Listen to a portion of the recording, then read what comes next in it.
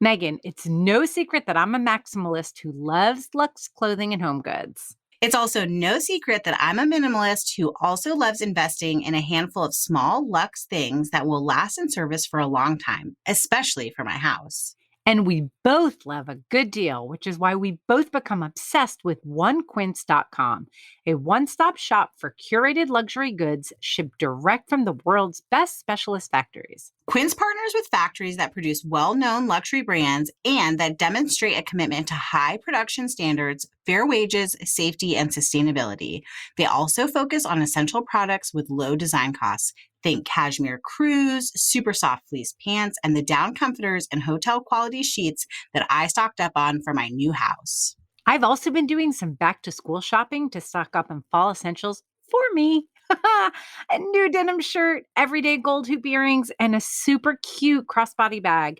Staples I'll wear on repeat all season, shipped directly from the factory, no middle person, no upcharge. Altogether, that's how Quince is able to keep prices up to 50 to 80% lower than other brands.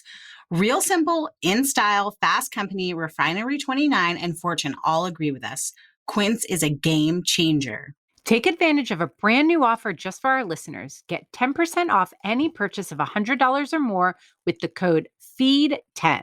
There's always free shipping and 365-day returns. Just go to onequince.com/DIJFY.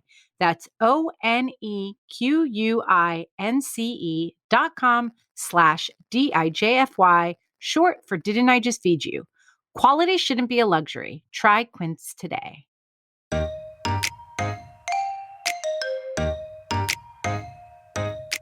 Educate them, because they're getting their education from places that are not reliable and don't really know what they're talking about. And if you have even a little bit more information, then that can really serve them well. Welcome to Didn't I Just Feed You? A podcast about feeding kids. Hi, I'm Stacy. And I'm Megan. Hey, before we jump into today's conversation, we want to take a second to encourage you to join our Didn't I Just Feed You community. Yes, Megan, talk to the people. I am talking.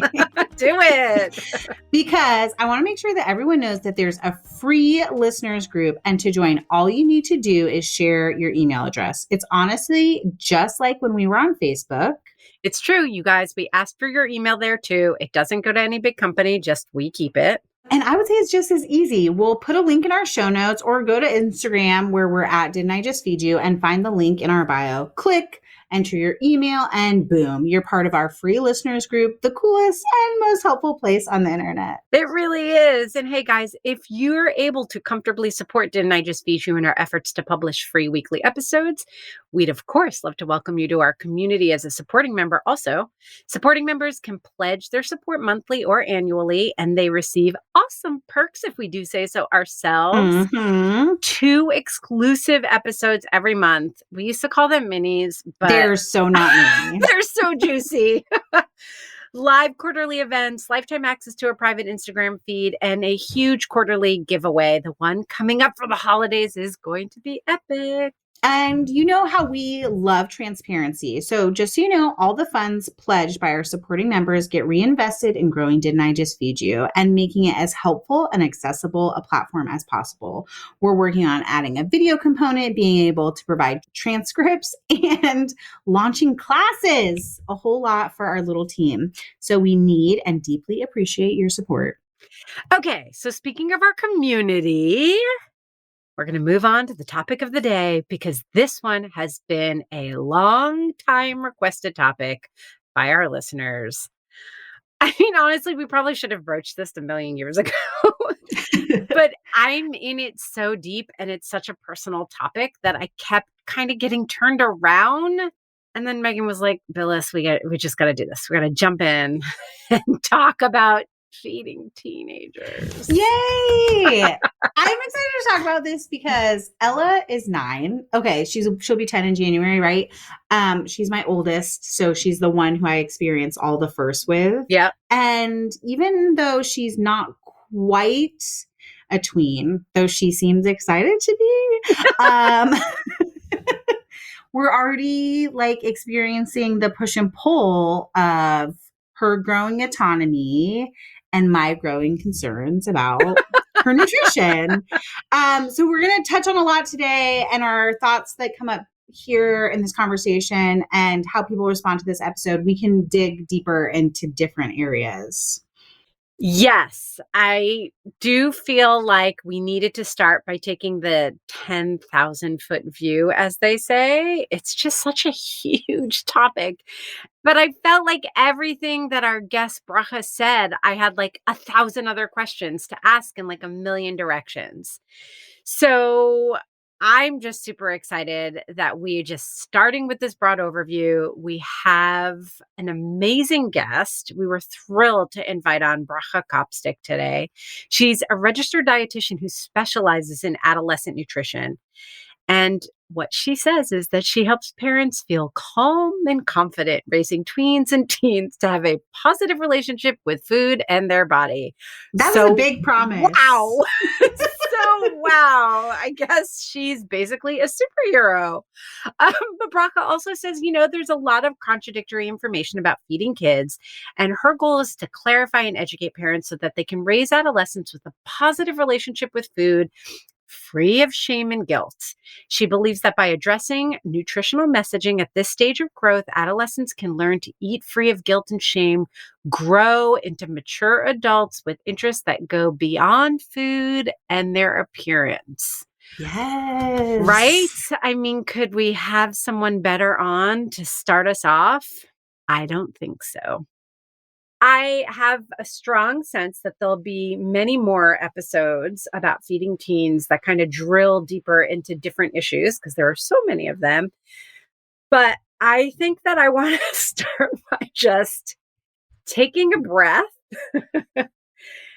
and talk to you about the fact that feeding teens just feels so high stakes. Can you just kind of, this is very unlike me in other interviews, but can you just kind of start us off by setting some intentions or some goalposts? I know that a lot of other parents of teens just feel very overwhelmed because, there's social media and there's body image and there's, are they eating enough and they're growing and we're not in control anymore. Just so much to process. Yeah, it is really big. And like you're saying, that overwhelm is really scary because it does seem like there's so much going on and like they're practically adults and they're going to be eating independently any minute, off on their own. And there is so much of that development that they're going through, and they need to be eating well to be fueling that growth and their development. And their brain is in the process of changing, and their friends have so much more of influence on them, and they're slowly leaving home. I think one thing that perhaps can be often overlooked is that parents do have still a very big role in how their kids are eating. And kids might not show that they want that input, but they really still need it. They're not quite as independent yet as they often let themselves seem, or as we kind of think that they are. So I hope today we can kind of discuss some of that areas where parents can be involved more than they think they can be. Yes. To really help their teenagers, their tweens, to be able to transition from children into independent adults. I really appreciate that.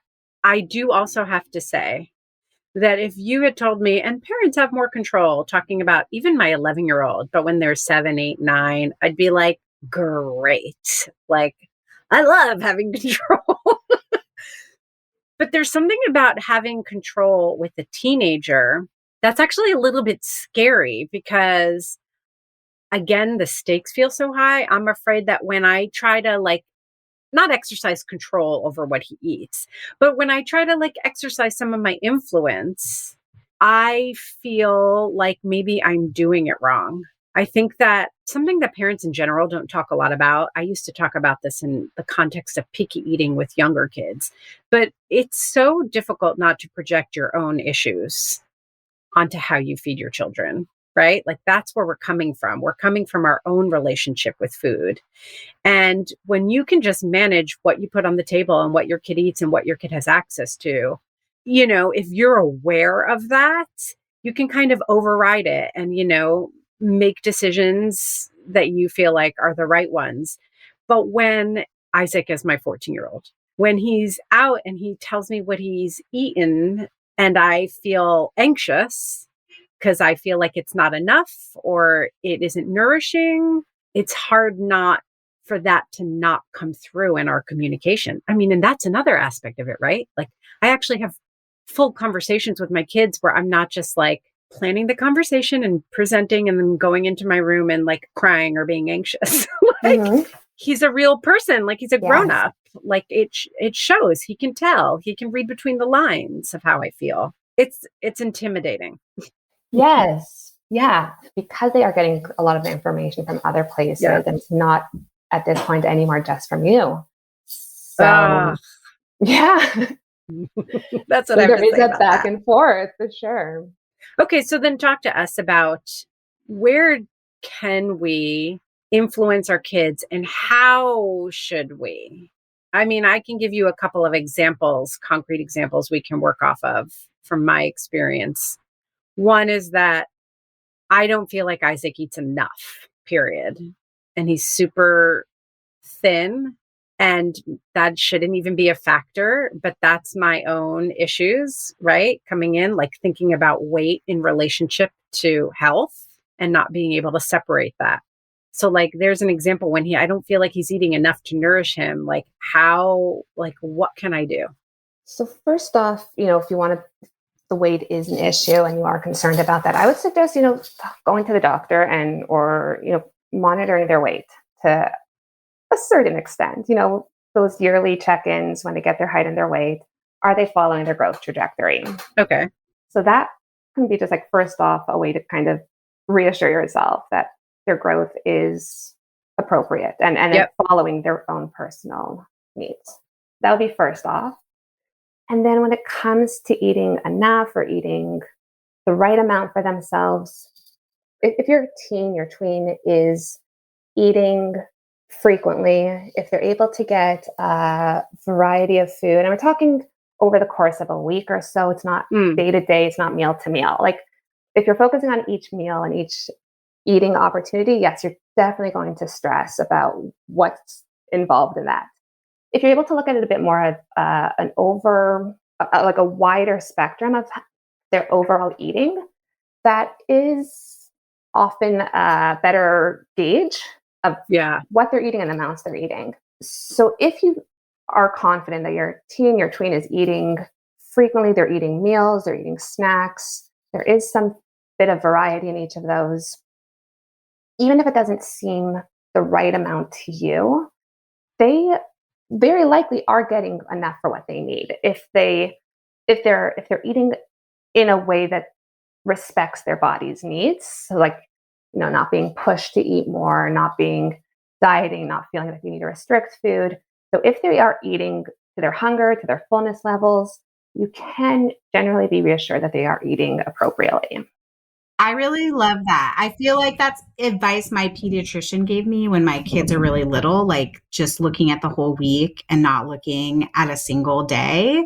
But I think, especially being the mother of a daughter and having some like disordered eating within our family, I'm super curious if there are warning signs that are like not just about the volume of food that kids are eating or like what they're choosing to eat, that parents can kind of be looking for, because we know that our kids are being influenced by social media and by their friends and by magazines. Like we're not controlling all the media that they consume, and they might not talk to us about like wanting to be more fit or wanting to be thinner, and they might be making food choices that are not tied to like what we think we've taught them. So what are some like warning signs of disordered eating in teens? I would say if you've noticed them cutting down on their sweets intake, so they're no longer eating candy or cookies. They've gotten really into eating fruits and vegetables and proteins. Those are usually the quote unquote healthy foods that teens gravitate to when they're trying to make a change. You might hear the way they talk about food, even about it being healthy or junk food. really focusing on those categories and how they are or are not, or their friends even are or are not eating those sort of foods. I've also seen kids really starting to wanting to exercise more. That often is a sign that they're kind of getting overly invested in their health or their quote unquote health. There's other things, cutting meals or finding excuses not to join you in eating, sneakiness, anxiety around meals and food. There are kind of a lot of things that kind of can clue you into their mind frame around food and eating. Well, I think that this confirms that Isaac does not have issues. Hey, If that's all you were looking for, Stacey, we nailed it. All he eats is junk food, and I have zero interest in exercising outside of practice. Okay, I also had the thought when we were talking earlier, part of my anxiety comes from a weird eating pattern.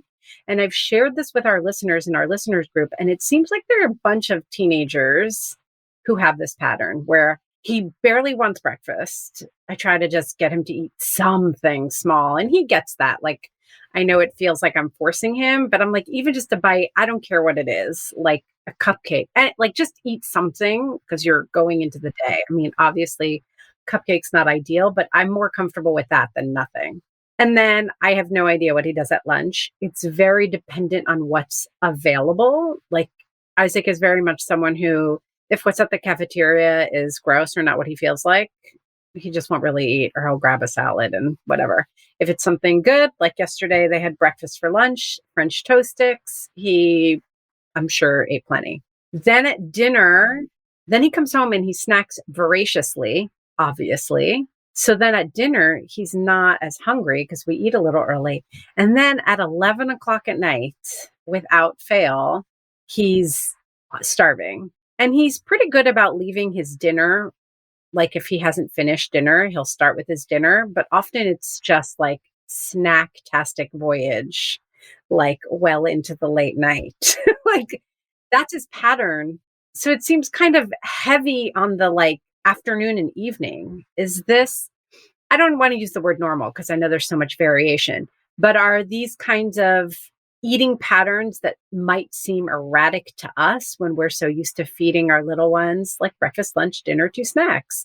Is that normal? so this is a bit of a shift in the teen body hormones and composition, that they do have a later wake up activation time. So it is, we see them going to sleep later. We see them being harder to wake up. That's the body is kind of shifting towards a later running time almost. Mm-hmm. So this does make sense that you're seeing this and that a lot of your listeners are also seeing this with their teens and tweens.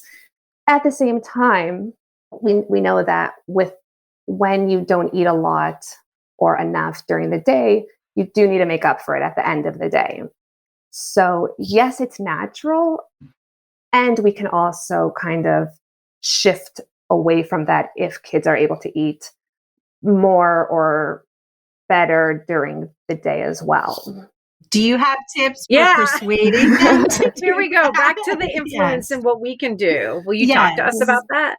Well, I mean, like what you're saying for breakfast, getting them to eat something, great point. If you can, if they're open to that and finding something that they're able to eat, even if, yes, it's a cupcake, even if it is something that you wouldn't necessarily think of as breakfast food.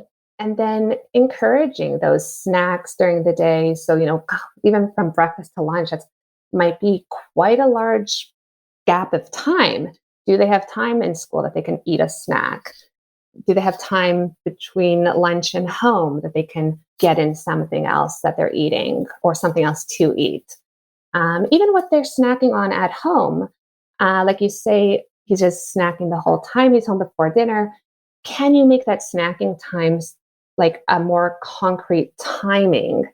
So for say 15 to 30 minutes or so, we're eating and then there's a break, so then there's dinner and you can actually eat dinner and get something really nourishing and filling during that time. And then doing that same at that kind of pre-bedtime eating as well, to have more of a standardized time to eat his snacks rather than just eating throughout the night. It's funny. It's kind of a return to some of the stuff that you do when you're trying to get, I remember these phases from like first foods to toddler, and then, from small toddler to big toddler, and they like drop a snack or they drop a bottle or breastfeed. And they were always advising parents to like, okay, like follow their lead, but also let's put some boundaries up. You know what I mean? Like, this is when we eat and these are your options, but then you decide like how much and, what 100%. And how much. So it's funny to like have to return to that, but I'm trying to return to that with a new headspace that also respects his boundaries and natural cycles, which are like completely unfamiliar to me right now. Yes. It's wild. Yes. It also reminds me of we had a past guest talk about picky eating. And really at the time we were talking about elementary age kids, but she was saying one thing that she did was shift dinner time to after school snack time. So she could get like the bulk of the nutrition into her little kids before like bath time, bedtime routine started, and then also offered a bedtime snack. I'm so curious, Stacey, because I feel like I know Isaac in as much as you've described him in the times that I've met him, but he's such a strong personality. If you were like, we're having dinner at 4:30, or even if you were like, here are some backpack snacks or locker snacks, or here's cash. I don't care what you eat. Please eat more throughout the day. Do you think that he would do that? I really don't know. He's like a little bit of a wild card. He's a very, very extremely independent thinker. I've had moments of parenting him where I've been like, I know I'm making a difference, but like this kid's just going to do what he wants. Like, I'm here to facilitate him getting to adulthood.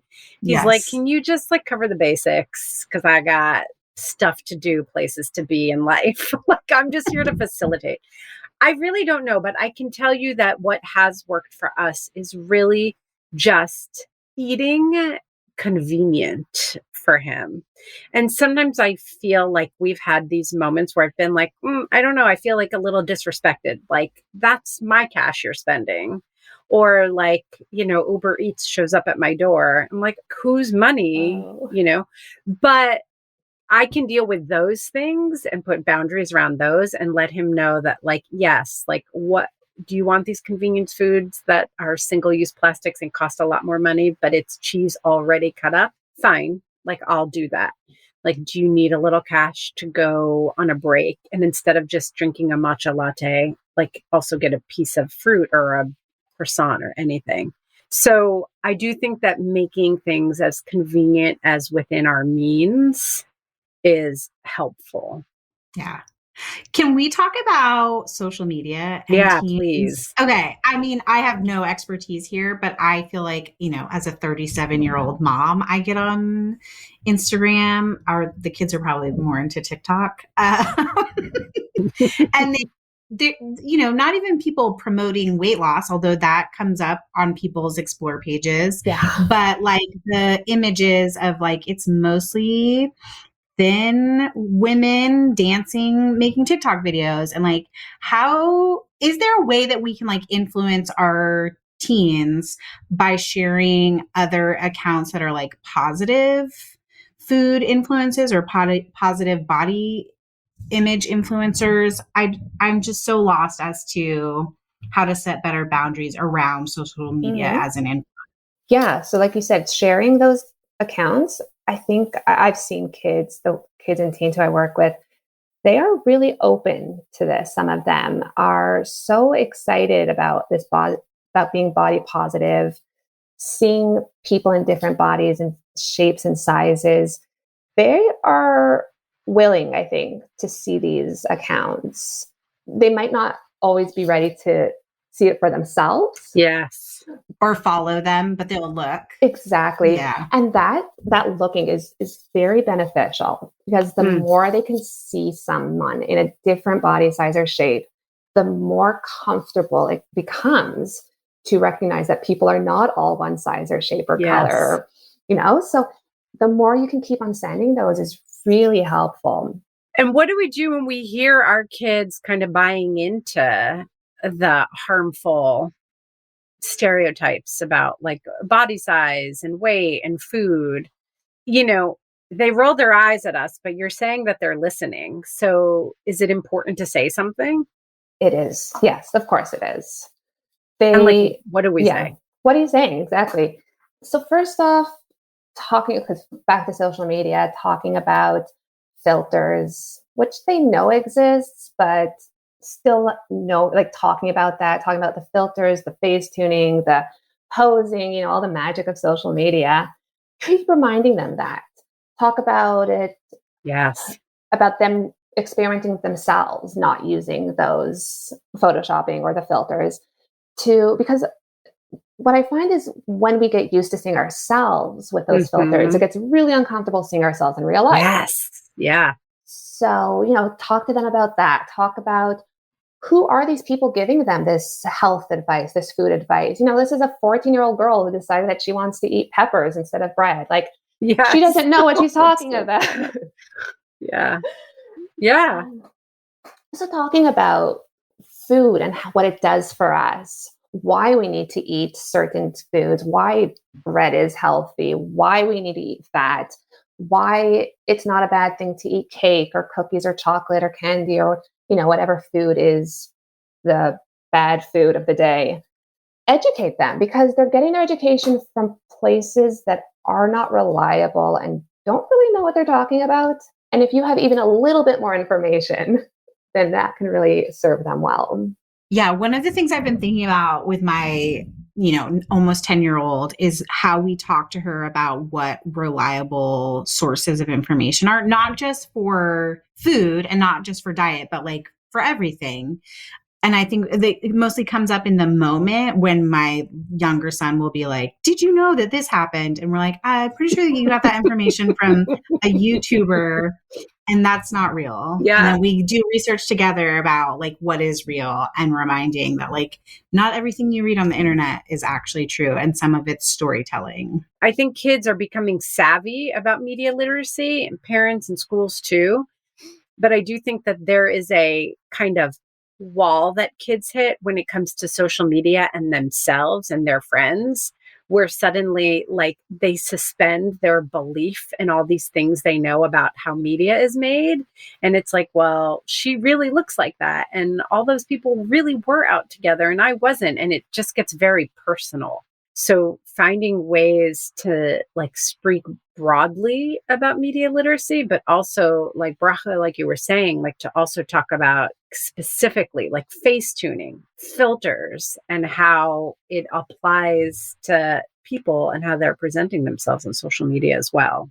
Can we go back to junk food for a little bit, which I'm doing air quotes, junk food? I know. Junk food is a funny, like we've talked about, we did a whole episode once on talking about how we feel about junk food and how we define it. And I feel like even 2 years later, Stacey, what you would say is junk food now is different than not what you would say, but how you feel about it is maybe a little bit different. I don't know. Like in my heart, no, I don't think so. But I'm like learning not to impose that onto my kids. So I think the term junk food is problematic in the first place. But for the sake of having common language here for this conversation, it's funny that you were saying earlier, like signs to look out for it. Your kid gets super healthy. So I have the opposite problem where, I'm a recipe developer.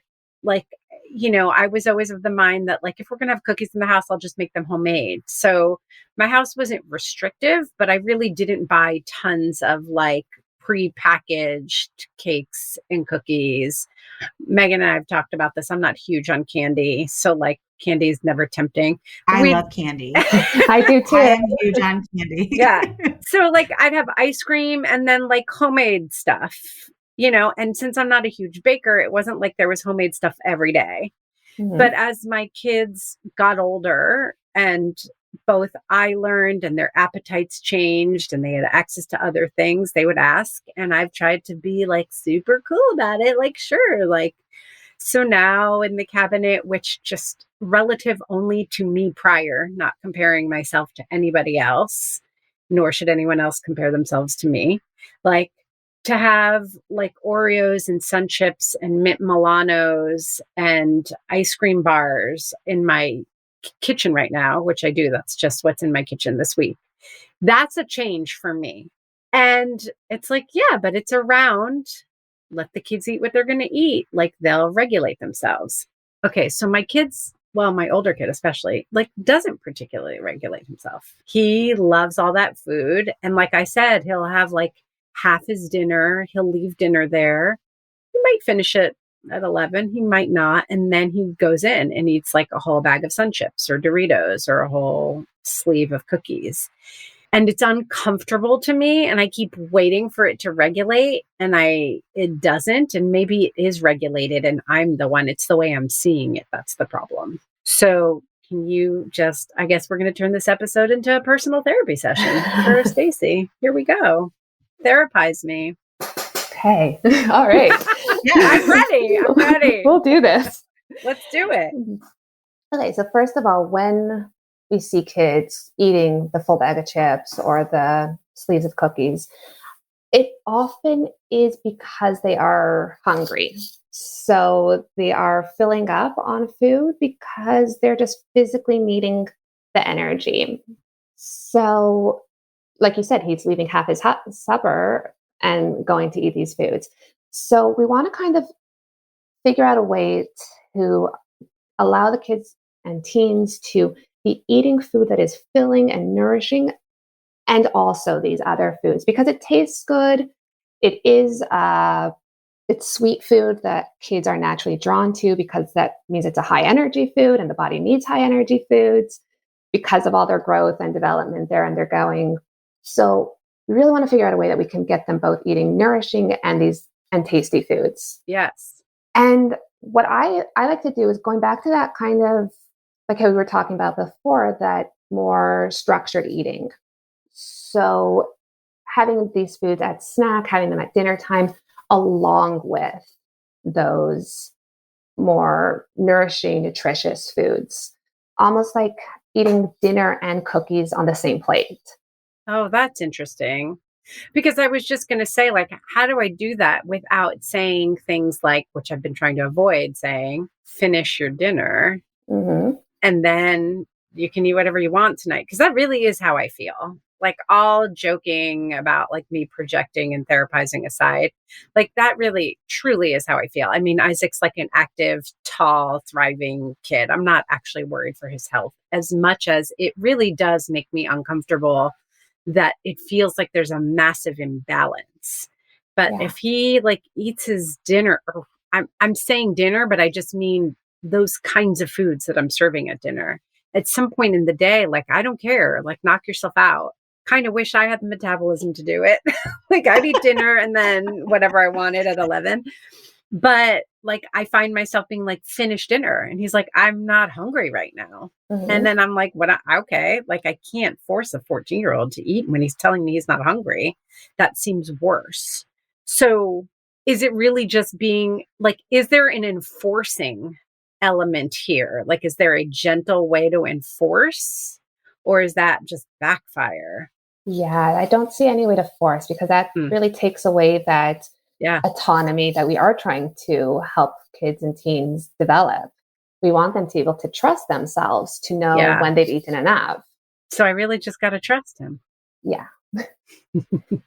But you do that by, I really am a fan of this structure because when he has access to meals and snacks every few hours, so every 2 to 4 hours or so, that contain, something with protein, some vegetables and fruit, some carb food, then you can feel really confident that he's eating enough and a variety because you actively see that he has opportunities to eat well, to feed himself well, and to build that trust with his body. Like in order to build that trust to build that, like how you mentioned before, that that regulation, that self-regulation, it's the body needs to know that that food will be consistent and come often enough.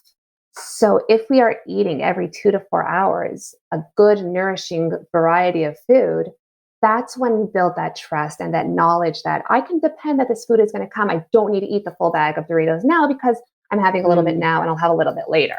That's so smart. I mean, so I feel like that really speaks to providing a range of healthy snacks, making sure that there's stuff in his backpack, and really like providing, even when I'm not around, providing him with opportunity and trusting that as he gets hungry, because I said it earlier, like if he doesn't like it, he won't eat it. But if I know he has something he likes on hand, I'm going to trust that he'll be hungry and eat what's in his backpack. I do have to just like caveats for all the other parents struggling with this out there. I don't know, for us, it's definitely trickier in COVID times because, there's a short walk to the bus stop, and then on the bus, he has to wear a mask. He can't pull it down. Whenever he's on campus, he has to wear a mask. So it's a little trickier these days than most, but I still think that it applies. I just kind of wanted to acknowledge that because I know that some other parents are like feeling how hard this is right now. Yeah, and I definitely am seeing that with kids in school that some kids are getting breaks to eat snacks. Some other kids aren't getting any breaks. And it's like big gaps of time when they're going from lunch until they get home to finally be able to eat a snack or something. So in that case, they will be eating more in those times because they are going for longer periods of time without eating. Yeah. I also just wanted to say that from the outside looking in, especially to Stacy, like if Isaac feels like he can go into the kitchen and eat a whole bag of Doritos and eat a whole sleeve of cookies without like getting in air quotes trouble or like you being upset about that, I think you've already done a really good job of laying some groundwork for trust that you're like not giving yourself enough credit for. Thank you. You're also giving him a safe space to experiment with that, like with skipping meals and eating like more junky food than you would like him to. Because the truth is he's going to go off to college or he's going to move out and he might do that stuff. If he was a great eater all the time at home, he might do that experimenting at school without any help or outside of the house without any help and have much more dire consequences. I really appreciate that. And that's so helpful because I didn't have that kind of permission. Same. I remember in high school, like sometimes have binging, what I would consider binging, but like secretly in my room and trying to hide the trash of it because I grew up with a lot of diet culture and I thought I was going to get in trouble for it when I probably was really actually just hungry because my body was growing and changing. Yes. I mean, that's like a really big takeaway from this conversation is that they're hungry, like body clocks are changing. Lots of stuff is shifting. High energy, they're hungry and they're hungry for high energy foods.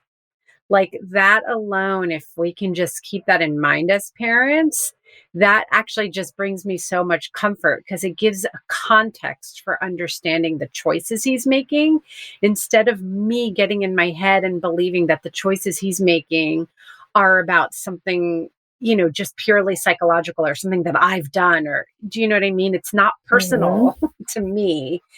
And that's a really big piece of just like letting go and like letting our teens figure things out for themselves. Yes. We would be remiss if we got through this interview without also asking specifically about teen athletes. Is there special nutrition consideration if you have like a kid who's in more than one sport and has lots of practices throughout the week? They're exercising a ton purely for joy and for the socialization of it. What would you say? Yeah, for sure. They need more, like a lot more nutrition. They need more carbs. They need more protein. They just need overall more calories.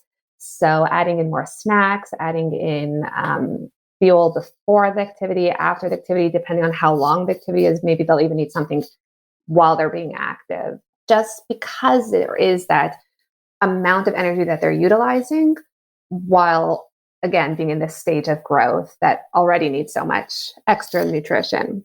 So yeah, teenagers who are athletes, need to be eating a lot of food. That makes me nervous for having older kids. I'm like, oh, the grocery bills.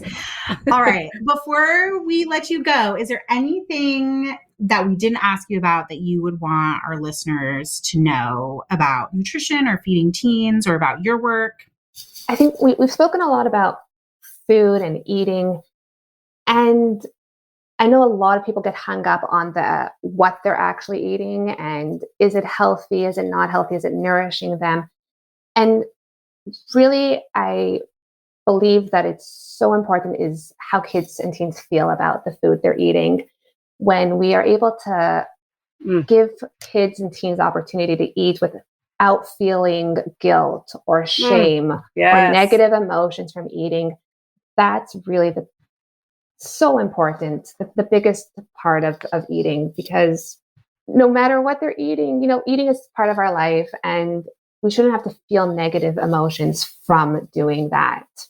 So if we're able to keep the environment around food as a neutral environment, or even, if we're able to get to positive, that's awesome. But even just keeping it really neutral is such a gift to our teens that really can help them for the rest of their life.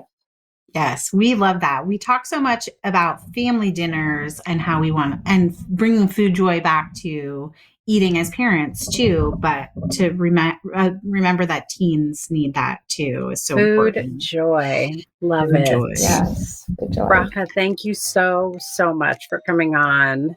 It's been my pleasure. So helpful. You're putting many parents at ease.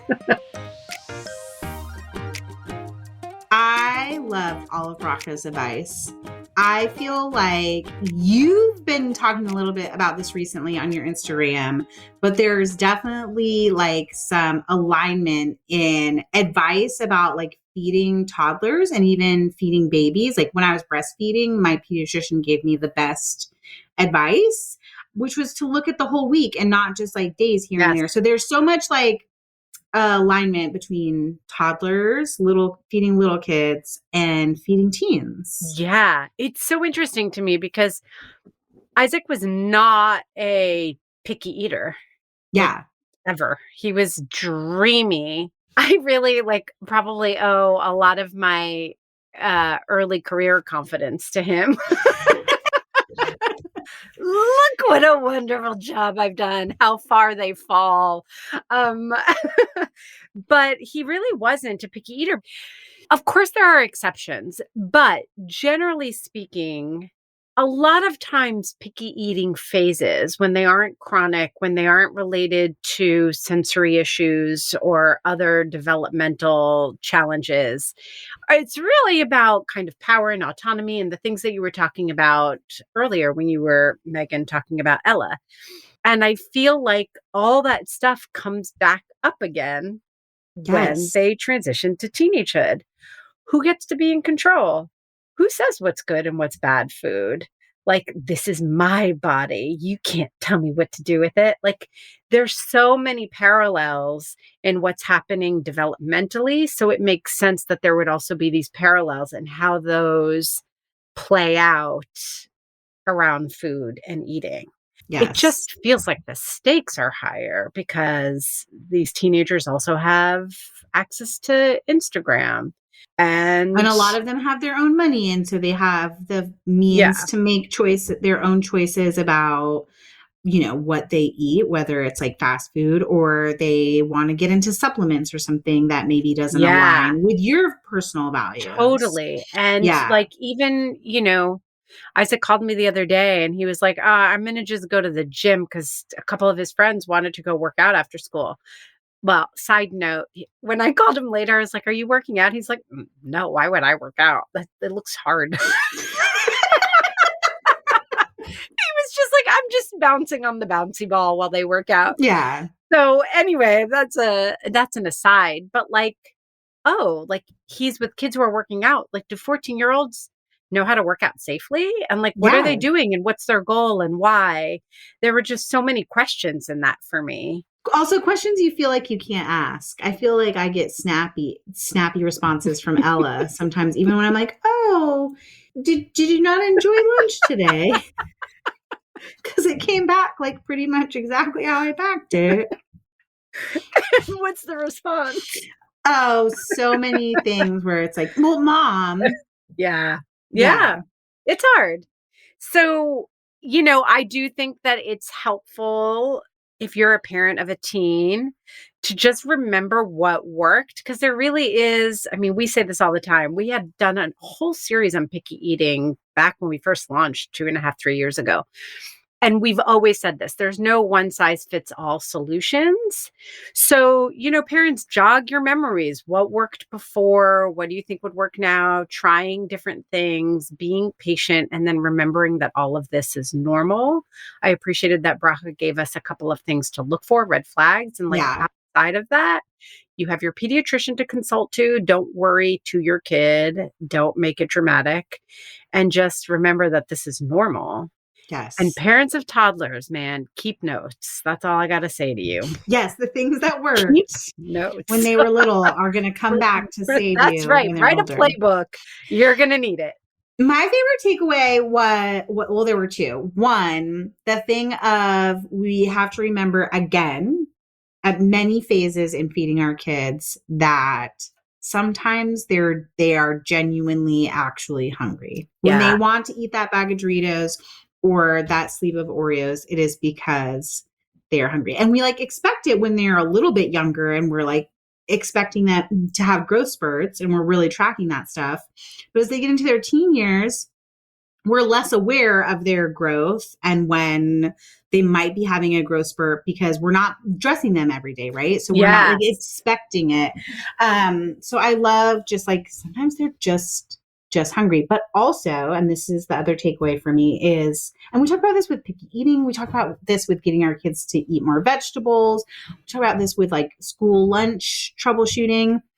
You have to make whatever it is delicious. Like if you're trying to serve them plain chicken and veggies and wondering why they're not eating at dinner, but then they want to eat the tasty, like fiery hot Takis when they're out with their friends, it's because that's a taste delicious. So you have to lean back on the like bag of tricks that you know for making food delicious, like sauces and spices and different cooking methods. Season your food. Season your food. I love sauces. Yeah, it's true. I wonder if I'm totally making this up, but I wonder if there's a connection between development in the early teen years, tween and teen years, and like taste bud sensitivity. Because you know how that's a thing when they're little? Yeah. That'd be really interesting. But definitely like the development and the reinforcement, especially as they eat like cafeteria food and they're out with their friends, the reinforcement of that craving for salt and sugar that we all have and that is very human. And that doesn't mean you have to like lean into it completely. Like if you follow me on Instagram, you know that my son recently had a Crunchwrap Supreme at Taco Bell and I recreated it at home.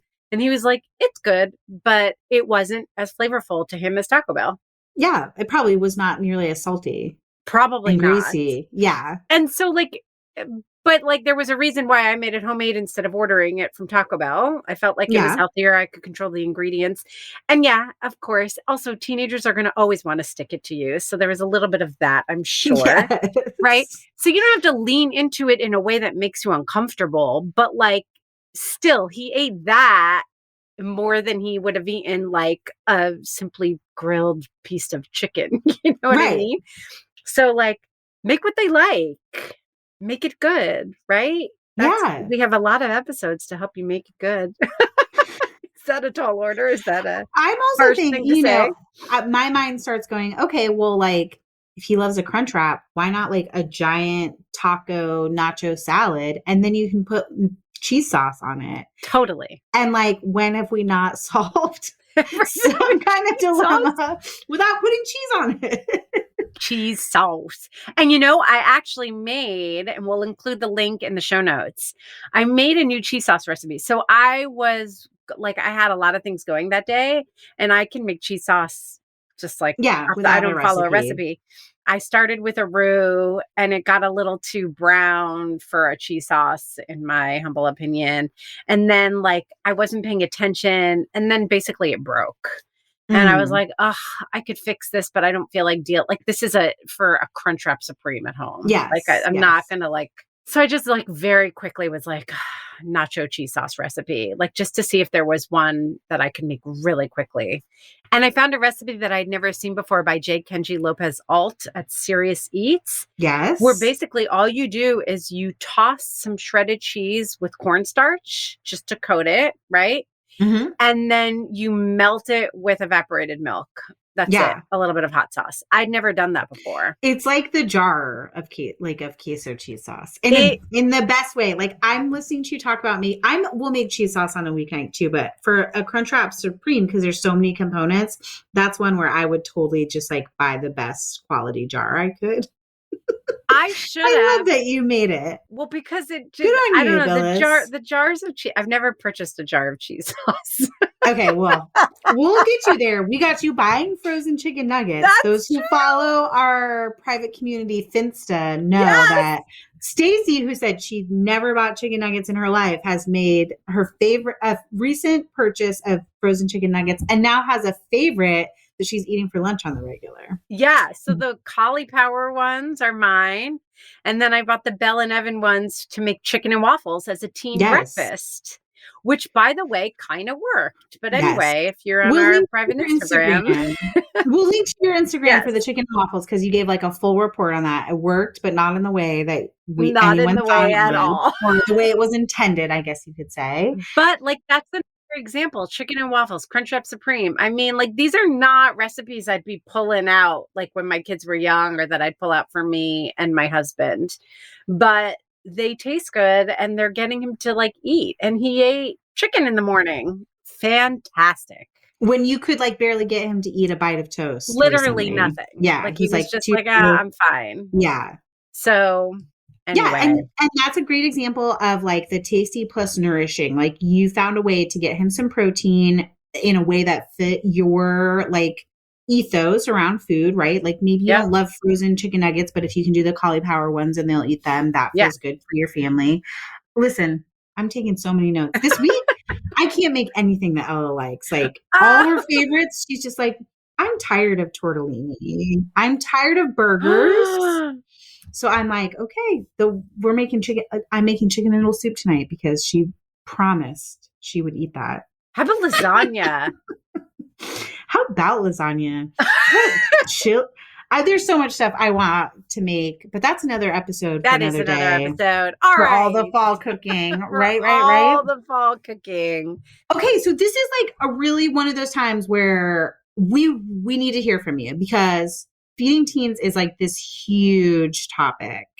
Did we answer all of your burning questions? Did anything come up today that you want us to dig deeper into? Tell us by joining our community. Remember that you can visit show notes for this week's episode, the community page of our site, or Instagram to find your way to both our free listeners group and our supporting membership, or find us on Instagram as @Didn'tIJustFeedYou and talk to us there. We can always send you a link in the DMs. Our newsletter is another great way to stay connected with us. You'll get notice of every new episode, sponsor promotions, and must-have tip and product pick of the week every single week. Find the link to our newsletter sign up on our site or in our Instagram bio. And last but never least, don't forget to subscribe to Didn't I Just Feed You wherever you get your podcasts. And if you have a minute, leave us a review. Y'all have slowed down on those and we're feeling kind of sad about it. A huge thank you to our editor, Samantha Gatzik. I'm Stacy. And I'm Megan. Stay sane and well fed until next week. What is something you would never eat? I would never eat fish. I don't like fish.